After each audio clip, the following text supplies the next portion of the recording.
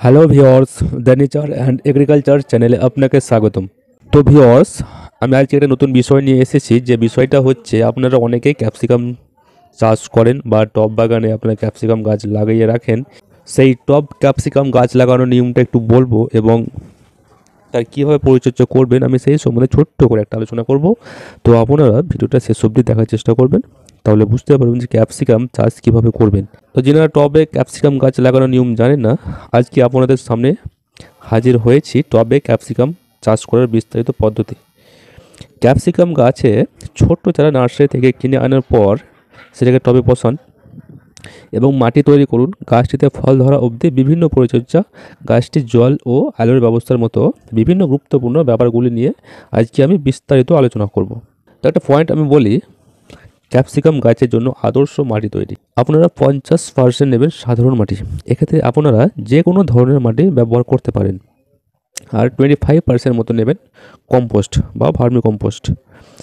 আমি ব্যবহার করছি কিন্তু ভার্মি কম্পোস্ট। তবে সেটা যদি না পান তাহলে এর পরিবর্তে গোবর সার বা পাতা পচা সার বা এই ধরনের যে কোনো কম্পোস্ট জাতীয় সার ব্যবহার করতে পারেন। তবে গোবর সার ব্যবহারের ক্ষেত্রে মনে রাখবেন, গোবর সার কিন্তু অবশ্যই 1 বছরের পুরনো হওয়া চাই, না হলে কিন্তু কোনো কাজ হবে না।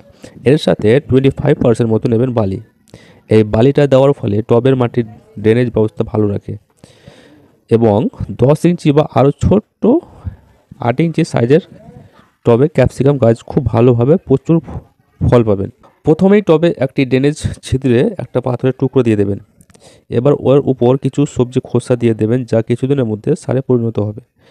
এবারে মাটি দিয়ে টবটি প্রায় ভর্তি করে দেবেন। এবার এর উপরে কিছু সবজির খোসা দিয়ে দিন, যা কিছুদিনের মধ্যে সারে পরিণত হবে। টবগুলো এমন জায়গায় রাখবেন যেখানে দিনের মধ্যে 3 থেকে 4 ঘন্টা সূর্যের আলো পাওয়া যায়। সূর্যের আলো কম পেলে গাছের বৃদ্ধি একদমই ভালো হবে না, ফুলও কিন্তু আসবে না।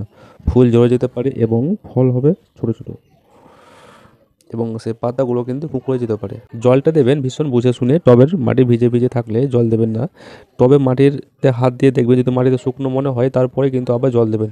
অতিরিক্ত জল দেওয়ার কারণে এই গাছের সব থেকে বেশি ক্ষতি হয়। এবং প্রতি 7 থেকে 8 দিন পর পর নিম তেল বা নিম কীটনাশক স্প্রে করবেন। এই নিম তেল বা নিম কীটনাশক নিয়মিতভাবে স্প্রে না করলে গাছে কিন্তু বিভিন্ন ধরনের পোকামাকড়ের আক্রমণ হয় এবং তার পাশাপাশি এই গাছের পাতাগুলো কিন্তু উপড়ে যেতে পারে। যদি বৃষ্টি হয় তাহলে কিন্তু এই ক্যাপসিকাম গাছ ছত্রাকের আক্রমণ হবেই। তো বৃষ্টি যদি হয় তাহলে বৃষ্টি কমে যাওয়ার 2 থেকে 1 দিনের মধ্যে কিছুটা ছত্রাকনাশক অবশ্যই স্প্রে করবেন, তাহলে আর চিন্তার কোনো কারণ থাকবে না।